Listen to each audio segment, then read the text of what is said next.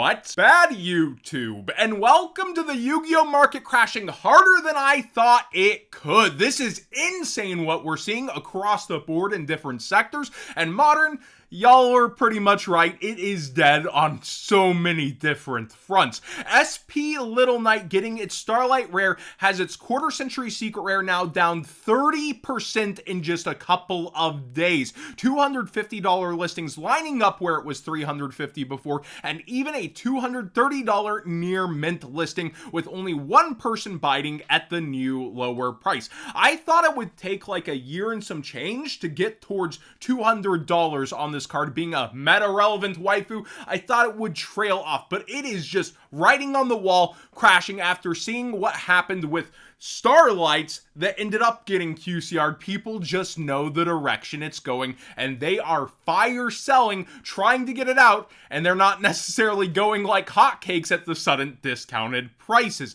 Now, in the last video, a lot of people had so much to say about what a collector should be and how you shouldn't care about card prices after you buy it. It doesn't feel good for time after time after time again to buy a card and then see, oh, I could have got 4 of those for that price, 5 of those, and it be not for utility, but high rarity. Not just to play it, but to enjoy the super sparkly cardboard and see, oh wait, I could have had 6 of that Blackluster Soldier that we'll go over in a second. Or I could have had the 4 of this super shiny rare Exodia if I just waited. And for that to happen so many times in a 4 to 5 year range to where it's bottoming out the market at the knees, we're seeing pretty much the market itself catch on to where there might not be a point of return, and we'll explain in on that. But I want to point out that those lecturing on why you should collect and what you should care about, like, there's different reasons to collect, buddy. I personally want to leave something behind for family and it not be a burden. I know my collection is oh so massive and I've enjoyed getting it over the years, but I really do think that you have to consider, hey, if something happened to me tomorrow, what does my collection do to me? Because there's so many people that are like stable. They have a nest egg. They're ready for an emergency, and that emergency hits them harder. And what's the first thing that goes? It's their collection. I see it every other week in collectible groups, from Funko Pops to Godzilla figures to physical media collectors to, yes, trading cards. I see, had this thing happen, I gotta sell my collection. I'm seeing it happen to a friend right now with Yu-Gi-Oh! And it's not supposed to be a backup plan, but the fact of the matter is, if you're looking at it and what you put in isn't able to at least be half out, then you're probably not good to continue putting money into it, even if you feel you're stable financially. Like, it's not a good thing to be going towards when you could be putting it into something else that's more rewarding. But my point also is, I want to leave something behind, and if nobody's into Godzilla or Yu-Gi-Oh!, I probably start piecing out that collection when I'm 50 and hope I don't die early. Like, I want to end up either leaving something they'll enjoy behind or something financially behind. Either of those two would be great, and I would hope they could combine in some way, shape, or form, but that's not necessarily the case. Things can bottom out. Yu-Gi-Oh! Can actually die at some point, it turns out. I really never thought I would say that, but I really do think they're going to be choking out locals, and it's not a good look on the front of so many cards that should have a bigger legacy. Gold Sarcophagus found its way back into metagames, it pumped up, and now look at this quarter century secret rare of a prize card I once won is under $7 once again after recent meta relevance, all the way down from 30. People just don't care. They think another version of it's going to come out at some point, or I'll just buy it if it goes again. This card is historic to Yu-Gi-Oh! In the final duel, and yeah, down towards $7. Droll and Lockbird. I control finded it in the list for Top Cut. This is the Quarter Century Secret Rare, the second highest version of the OG art after the OTS Ulti. You could argue it over it. It really just depends on the player. And this is now down under $25 as Rarity 2 continues to go on its downward spiral. And speaking of, Rarity 1 is crashing in price here slowly, as Imperm was one of its top 2 valued cards. Not always does losing a top value card tank a set, but you are seeing people start to sell cards off faster and harder and get them out. And a lot of prices are starting to trail down if they're not extremely meta relevant. And even if they are, some of them aren't able to stay afloat. It's crazy. Now, before I continue dooming really hard, use code WhatsGood10 for 10% off over at Starlight Grotto. All of their stuff is like half off or even more depending on what it is, and a lot of it's really high quality and awesome. I love the art on their U-Bell playmat, and at just $18, it's a pretty good deal. Their metal dice are awesome. They have the goat hats with the Starlight Gotcha, but also, I think more subtle and really awesome are the branded hats. These are great. So again, code WhatsGood10 for 10% off, and back to the dooming. There's not a single collector rare over $100. I did not think I would say that since the inception of Toon Chaos. But how things have fallen out, you can now get like just so many of them cheap for what they once were. I'm very passionate about this subject, so I've been doing multiple takes and I stumble through each one. Live editing done cheap. But with Versus being meta relevant and now less relevant than people thought, they're falling under $100 after buyouts. Molcharmi Perulia was only up mainly because we didn't have an easy access version. Even the reprint was short printed, and with that, it is falling out relatively fast compared to what it should for a high rarity version, already down towards $90. And we see that the new juicers are from the next meta relevant deck, Draco Tail, with a little bit of waifu tax. But so many collector rares are falling out, and it is hard to search them all. But Black Luster Soldier was once $400 for its first edition. Now you can blame the COVID bubble and it being the first of its typing and all these different perfect storm equations, but for it to fall out to $68 and then start to line up around 80 to 100 is still either 1/4 to even greater lengths falling on this specific card. And the Stardust Dragon is the same. It's around $68 for a freaking first edition of this card, lowest on the market right now. There is just no faith at all in collector rares by the community when it's the entire high rarity chase model for the most part on side sets. They have now injected Starlights and QCRs that are also falling as a whole into those sets, giving more shiny sparkly than ever. But when you keep printing that into the ground, they lose their meaning to some degree, and they continue to fall out like they currently are. And the collector rares as a whole are feeling it. Pankratops actually was on that page, and I want to bring that one up specifically because Ancient Guardians had nothing else going for it for the most part, and this is up lately at 54, which is still under half of what it once went for. So we have Starlights being mostly cooked, although they'll continue and depend on the single within the metagame, but for collectability, they're cooked. It's max rarity, feeling good about my decks. And so you have that cooked and collector rare cooked, and by the way, again, if they're meta relevant, they can spike. We see here, Pot of Extravagance. There it goes up again, but it's not for its collectability. It was sitting at around 10 to 12 bucks before, until people cared to be playing it in a metagame again. OTS packs, they're supposed to be top of the meta picks along with some nostalgia. Blue Eyes had major quality control, and I said that would be its Achilles heel if it did fall, and fall it has. We have not one, not two, but I believe we get to the third page to run out of light play copies into near mints finally. So crazy, and I think a lot of near mints listing are not truly near mints. $140 because of this problem that everyone's scared to buy it and go and get those dinged corners from purchasing online of a card that was at first just skyrocketing, going 280 to 300. Everybody was spending that money, and here it falls out so badly, mainly due to quality control issues on one of the most iconic cards ever.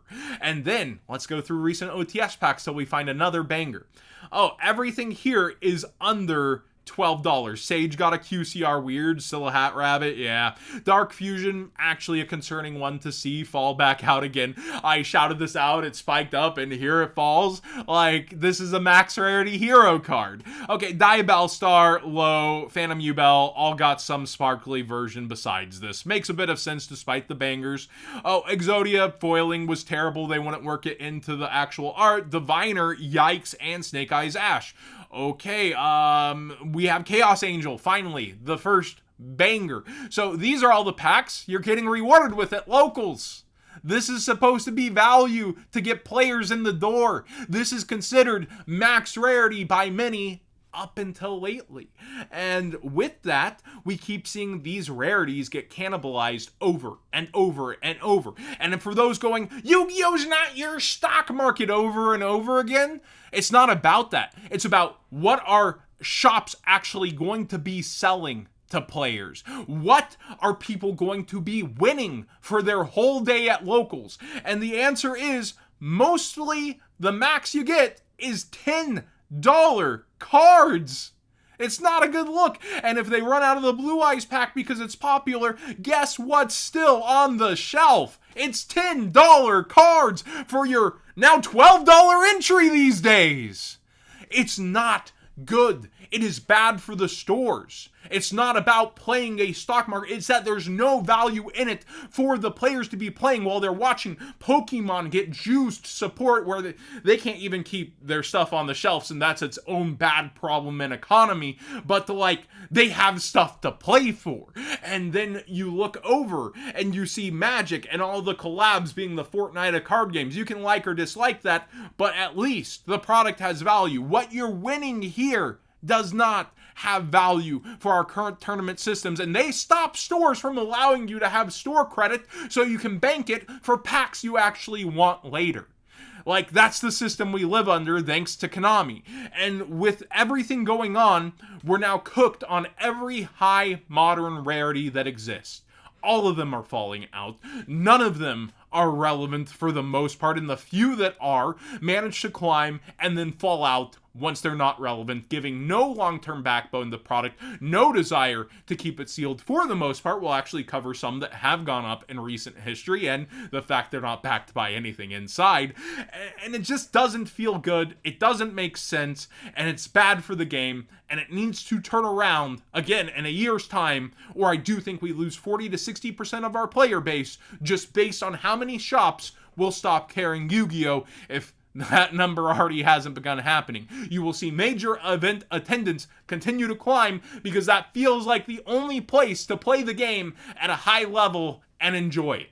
That's why we see it continue to go, and the local scene suffering. You can see my comment section littered with it. So many people saying their locals closed up. We used to have 4, now there's only 1. And I know I've been on a repeat clock dooming, but I wanted to show throughout the entire market every single bit and piece of how actually dramatic it is when you're not even seeing triple digit of something Konami's made for collectors. We need a rework. We need full arts. We need something different that breaks the Yu-Gi-Oh! Card mold, which can be done in a tasteful way. We already have Overrush rares. Rush Duels is not the answer for fixing Yu-Gi-Oh! It's not the great big gateway.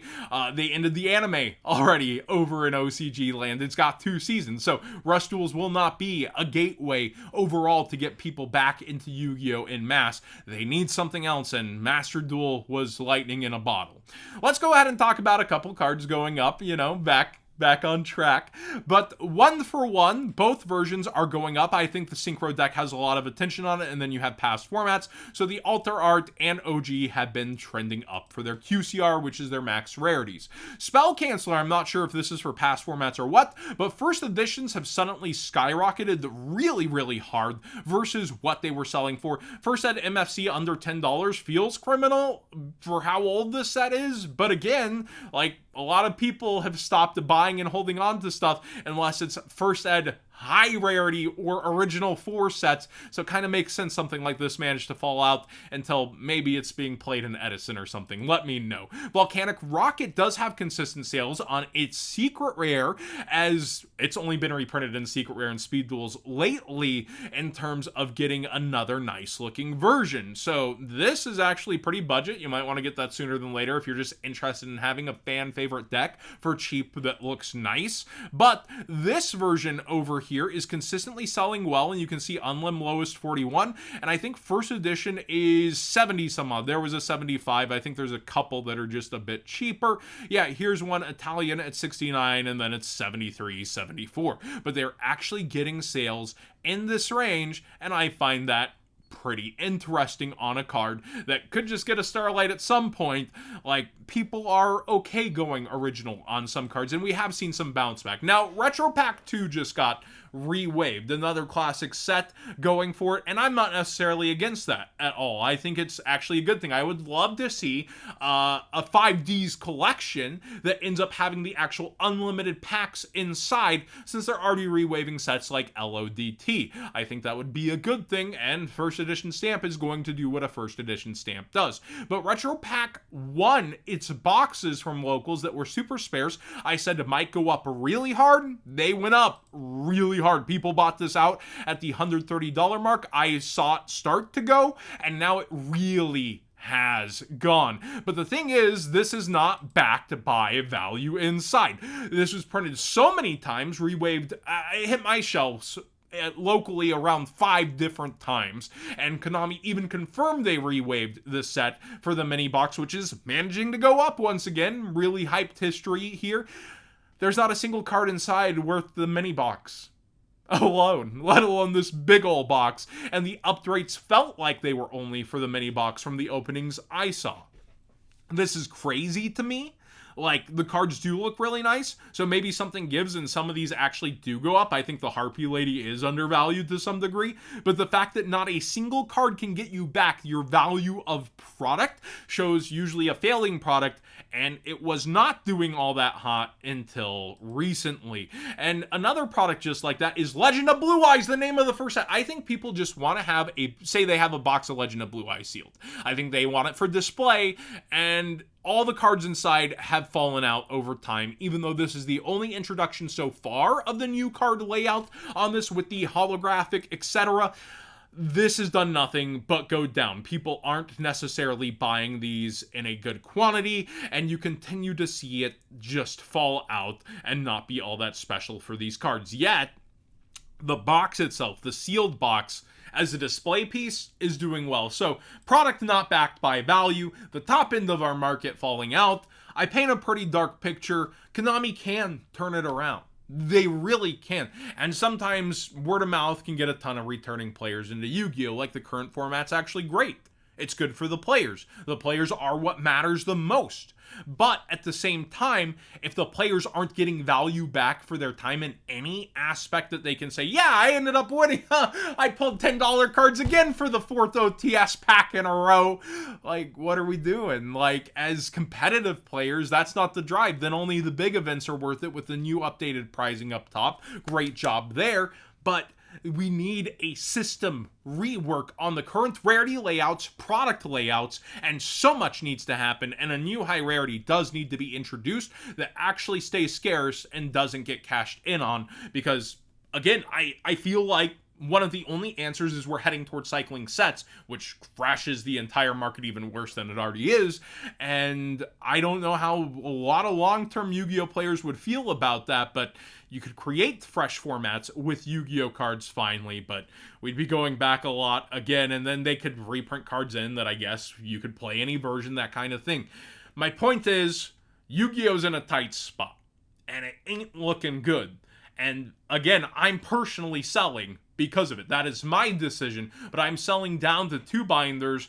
I'm still a collector. I'm going to have all my OCG stuff. I'm not moving any of that. I'm going to have my banners, my figures. I just posted another figure. I love Yu-Gi-Oh!, but it does not make sense right now to keep what you can get back for a fourth, a third, etc. of the price over and over and over and over again. And I didn't touch most of these modern cards until I remembered I asked Tier 0 to send me some, and they actually did, so I didn't pay for them. But I got quarter century secret rare LOB and troop dupe format, so I am holding some QCRs on decks. I said I would do all lowest rarity decks.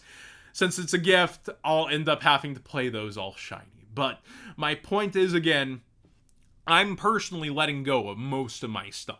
And I think that's the direction, because time travel really killed Time Wizard, which stops ingenuity for a lot of past formats. I recently brought up the Delinquent Duo also, and people said, oh, GOAT just fell off. Do you not remember the recent buyouts when we got a Time Wizard event that had GOAT included, and there were a ton of buyouts on the market?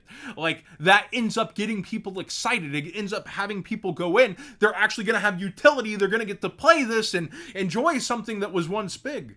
That's taken away for the excitement of the community currently at large. There are some people who enjoy the change. There are people excited to explore it. But for a majority of people, they're here for how Yu-Gi-Oh! Used to be. And Konami adopted that, and now they're changing it, which is why you see E3 Yu-Gi-Oh! Doing so good with our bet.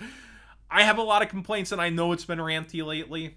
I know I seem like a bit of a doomer, and I am being one, if I'm honest with where it's going, but I still have hope the ship turns around. But at this point, I'm jumping off ship in several places and, hedging my bets on that versus I can get back what I want to when I can. Thanks for watching, everybody.